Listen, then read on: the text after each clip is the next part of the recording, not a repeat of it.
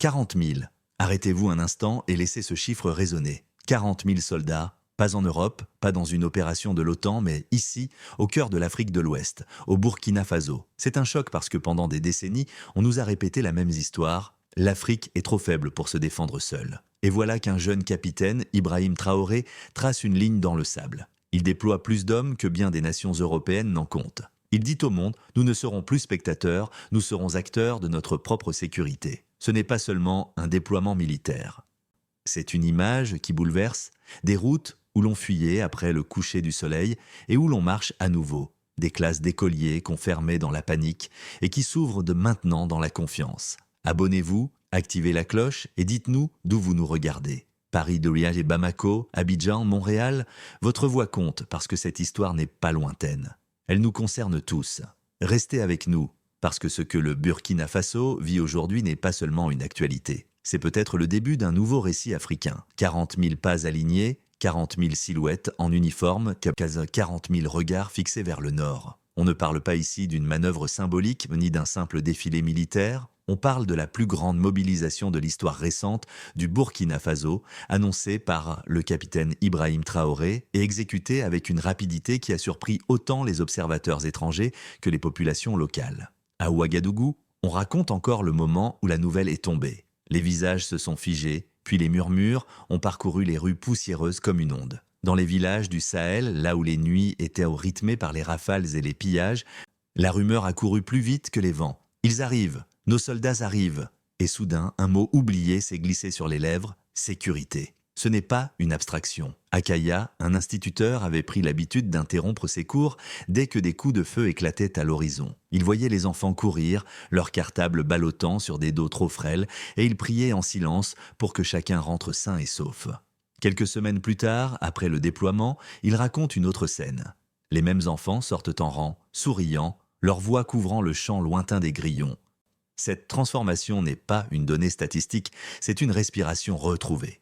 À Dori, le marché avait perdu son éclat. Les échoppes se fermaient avant la tombée de la nuit, les commerçants rangeaient à la hâte, craignant les bandits qui contrôlèrent les routes. Puis les patrouilles ont commencé à circuler. Une femme a rallumé sa lampe à pétrole et pour la première fois depuis des années, a servi du thé bien après minuit. Ce geste, insignifiant pour un étranger, est une victoire intime. La routine de la vie qui reprend le dessus sur la peur. C'est là que se dessine la véritable portée de cette décision. Loin des grands mots, c'est dans la poussière des routes et dans le silence revenu des nuits que se mesure le sens d'un déploiement. Mais la presse internationale n'a pas la même lecture. Lorsque la Pologne envoie un contingent équivalent sur sa frontière, on parle de stratégie défensive. Lorsque le Burkina Faso agit sur son propre sol, on brandit le mot militarisation.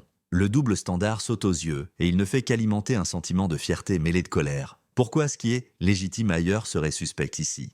Et pourtant, ce qui se joue dépasse les comparaisons faciles, car ce chiffre 40 000 n'est pas seulement militaire. Il est psychologique.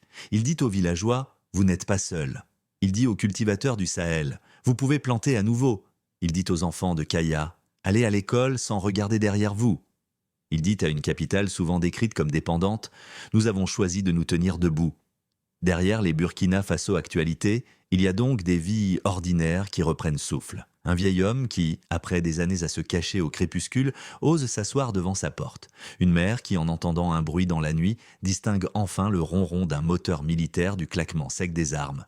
Une jeunesse qui, au lieu de rêver seulement d'exil, découvre la valeur d'un sol qu'elle peut défendre. Mais posons la question essentielle. 40 000 soldats, ce n'est pas seulement un chiffre. C'est une énigme collective. Qui sont-ils ? D'où viennent-ils ? Et pourquoi se présentent-ils ainsi, à l'aube, comme pour répondre à un appel plus fort que l'argent, plus fort que la peur ? La marée de volontaires ne s'improvise pas.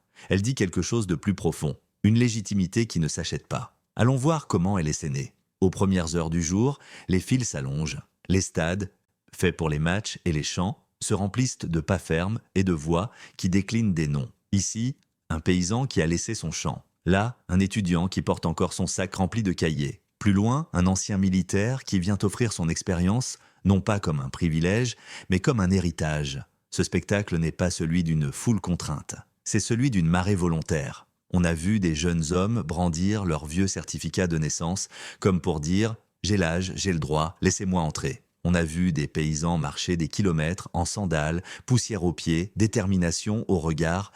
On a vu des étudiants déposer leurs livres le temps de signer leur nom, non pas pour renoncer à l'avenir, mais pour le protéger. Et dans chaque main levée, il y avait une réponse silencieuse à la peur. Cette fois, nous ne partons pas.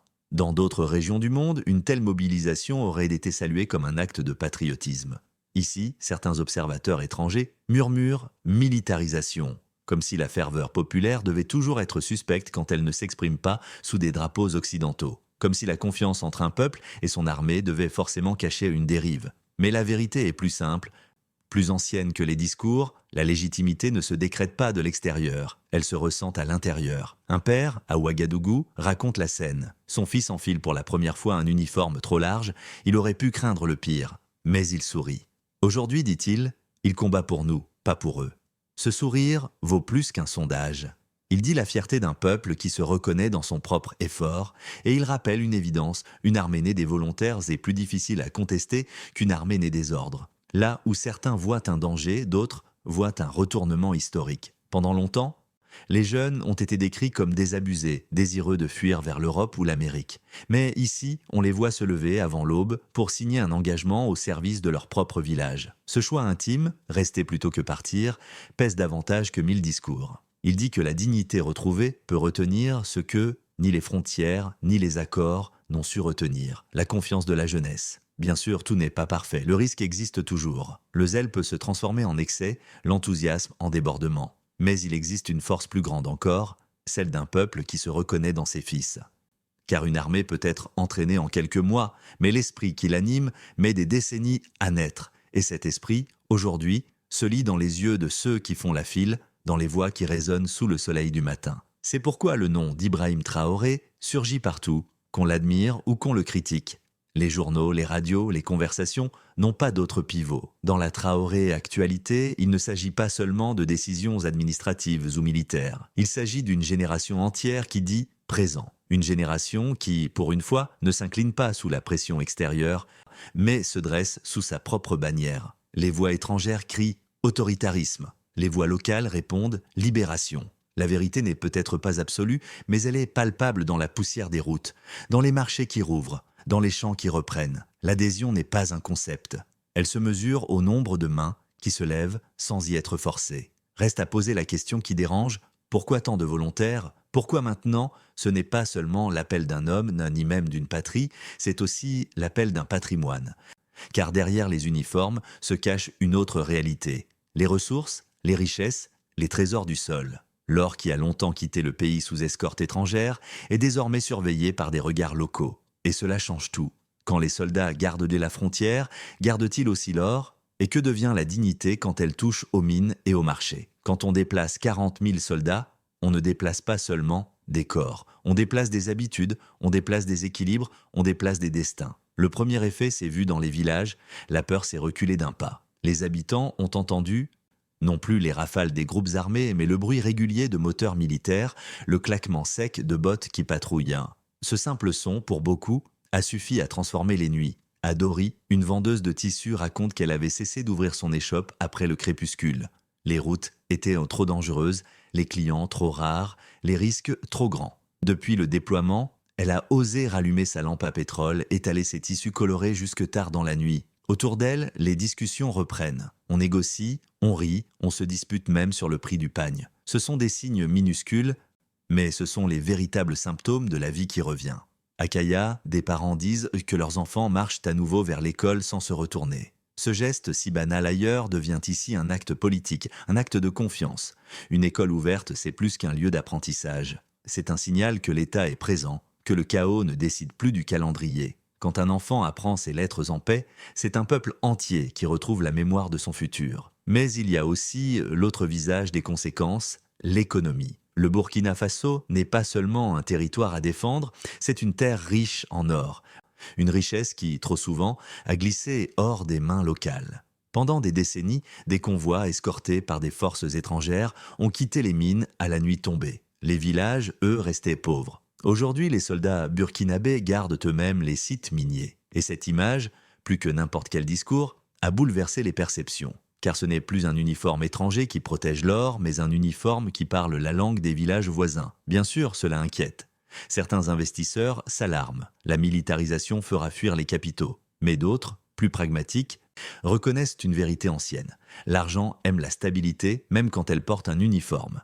La vraie question n'est pas de savoir si les soldats font peur au marché, mais s'ils peuvent obliger les marchés à négocier autrement. Car la stabilité peut être un carcan, mais elle peut aussi être une opportunité, si elle sert à garantir que l'or finance les écoles, les hôpitaux, les routes. Dans un village du Sahel, un mineur confie à un journaliste local. Peut-être que cette fois, ce que nous extrayons servira à nos enfants. Sa phrase, simple, pèse plus lourd que des colonnes de chiffres. Elle exprime une attente que la sécurité devienne un tremplin vers la justice économique. Mais attention, l'histoire du monde regorge d'exemples où la force a fini par dévorer la promesse. Quand l'armée s'installe, il faut qu'elle soit encadrée. La présence militaire peut protéger, mais elle peut aussi glisser vers l'abus si elle n'est pas surveillée. Le défi désormais est de transformer la mobilisation en institution stable, contrôlée par le droit. Car une nation ne vit pas seulement de soldats, elle vit de règles et de contrepoids. Et c'est là que les habitants posèrent la question avec une sagesse ancienne. La confiance vient-elle avant la sécurité, ou la sécurité enfante-t-elle la confiance? C'est une énigme humaine que chaque peuple affronte. Dans certaines rues, on dira que c'est la confiance qui ouvre les portes aux soldats. Dans d'autres, on dira que ce sont les soldats qui rendent possible la confiance. Les deux réponses sont peut-être vraies, et c'est ce qui rend l'avenir incertain. Derrière les Burkina Faso actualités, il y a donc une tension. Fierté et prudence marchent côte à côte. Les marchés reprennent, mais la vigilance demeure. Les écoles rouvrent, mais les parents continuent d'écouter les bruits de la nuit. L'or est gardé par des soldats locaux, mais les regards se tournent vers les contrats et les bilans. Rien n'est encore gagné, tout reste fragile. Et c'est ce qui nous mène à la prochaine étape, car les conséquences internes ne suffisent pas à comprendre l'ampleur de ce mouvement. Il faut aussi écouter les échos venus de loin. Que disent Paris, Washington, Abuja? Quels récits se fabriquent? Quelles peurs se répandent? Quels intérêts se croisent? La bataille ne se joue pas seulement sur la frontière, mais aussi dans les mots des chancelleries. Paris s'écoute, Washington commente, la CEDEAO calcule. Quand les récits s'entrechoquent, qui a vraiment le droit de nommer la paix? Dans les salles feutrées des capitales étrangères, le vocabulaire se répète comme une ritournelle. À Paris, on parle de préoccupation. À Washington, on évoque les risques pour la démocratie. Dans les communiqués de la CEDEAO, on choisit le silence prudent. Un silence qui en dit parfois plus long que des condamnations. Pourtant, derrière ces mots choisis, chacun sait qu'une ligne a été franchie. Le Burkina Faso agit désormais sans demander la permission. La France, autrefois omniprésente dans les affaires de Ouagadougou, se retrouve reléguée à des murmures. Des diplomates admettent à demi-mot que l'influence s'est effritée, remplacée par une méfiance tenace.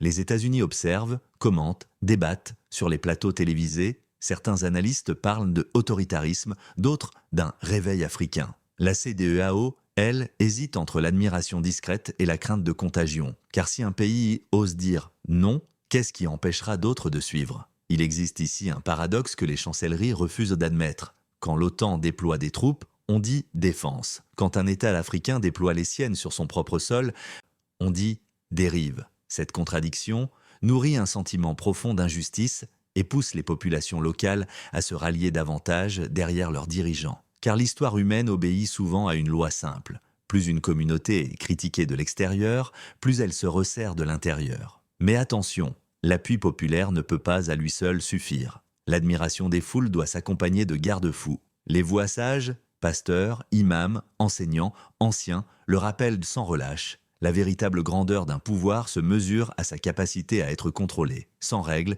sans institutions solides, la fierté peut vite se transformer en abus. Et les abus, eux, laissent toujours des cicatrices profondes. C'est pourquoi l'avenir se jouera non seulement dans les villages du Sahel, mais aussi dans les mots qui circulent à Bruxelles, à Paris, à Washington. Les récits façonnent les perceptions, et les perceptions orientent les décisions. Un mot mal choisi dans une déclaration peut provoquer plus de tension qu'un bataillon de soldats. De la même manière, une reconnaissance sincère peut apaiser là où la méfiance enflamme. Alors, à la croisée des regards, une question s'impose: qui a le droit de nommer la sécurité?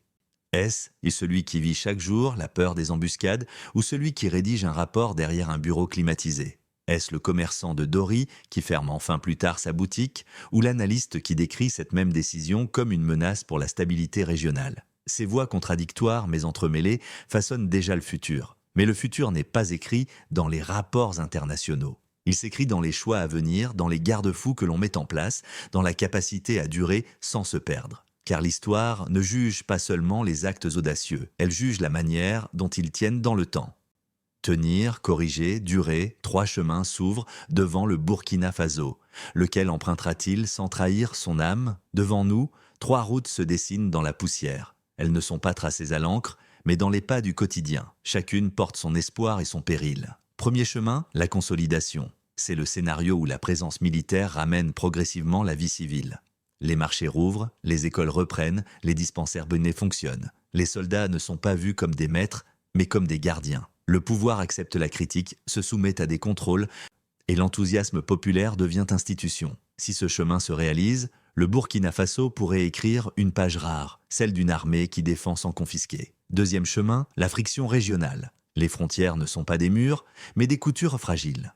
Quand une nation se redresse, les voisines observent, inquiètes ou admiratives. La CEDEAO hésite, les gouvernements voisins se divisent entre la crainte d'un débordement et le désir d'imiter l'exemple. Ici, le danger n'est pas intérieur, mais extérieur. Diplomatie contrariée, menace de sanctions, isolement calculé. Un pays peut tenir, mais un continent ne peut avancer qu'ensemble. Troisième chemin, la dérive. C'est le plus redouté, celui où la fierté se change en domination, où la légitimité populaire devient un prétexte à l'impunité. Dans ce scénario, les volontaires perdent leur innocence et la population se méfie de ceux qu'elle applaudissait hier. L'histoire l'enseigne, un uniforme peut protéger, mais il peut aussi peser. Et le poids, s'il devient trop lourd, écrase ce qu'il voulait sauver. Entre ces routes, le choix est difficile, car elles se croisent et s'entrelacent. Un pas de trop vers la consolidation peut éveiller des jalousies régionales.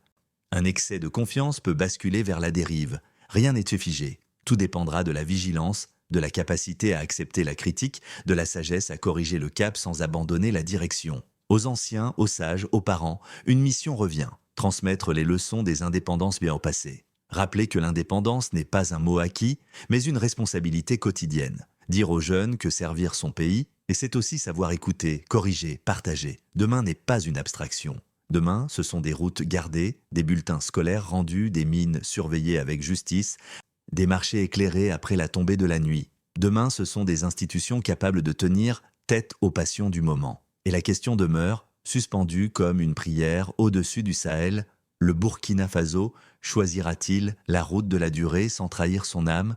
La réponse n'appartient pas seulement aux chancelleries ni aux journaux, mais aux familles, aux villages, aux consciences. C'est dans ce silence retrouvé que nous allons conclure. Il y a des moments dans l'histoire d'un peuple qui ne ressemblent pas aux autres. Des instants où le silence de la nuit, enfin paisible, dit plus que les discours officiels.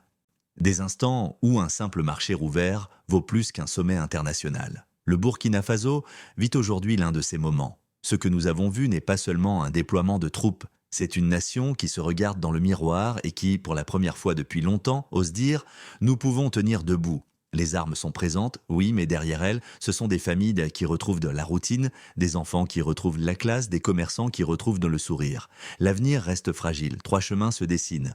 Celui de la consolidation, celui de la friction, celui de la dérive. Rien n'est écrit d'avance, mais une vérité demeure. La souveraineté n'est pas un mot réservé aux traités. Elle est vécue chaque jour par ceux qui dorment enfin sans craindre l'exil. Et c'est ici que votre voix compte. Selon vous, qu'est-ce qui fonde la vraie sécurité? La force ou la confiance? Partagez votre expérience dans les commentaires, car le débat n'appartient pas qu'aux experts. Il appartient à ceux qui, comme vous, portent la mémoire et le regard du quotidien. Pour continuer à suivre l'évolution de cette histoire et comprendre ce qu'elle change dans la région, gardez les yeux sur les Burkina Faso actualités. Derrière chaque titre, il y a des vies, des choix, des risques et des espoirs. Et n'oubliez pas, dans la Traoré actualité, il ne s'agit pas seulement de politique. Il s'agit d'un peuple qui redéfinit son rapport à lui-même et au monde. Abonnez-vous, partagez cette vidéo et faites entendre votre voix. Votre commentaire peut éclairer, votre partage peut inspirer. L'Afrique a besoin que ces récits soient racontés par ceux qui la vivent et la comprennent. Alors, ensemble, faisons en sorte que les Burkina Faso actualités ne soient plus reléguées en bas de page, mais qu'elles occupent la place qu'elles se méritent, tout en haut de nos fils d'actualité, tout en haut de nos mémoires.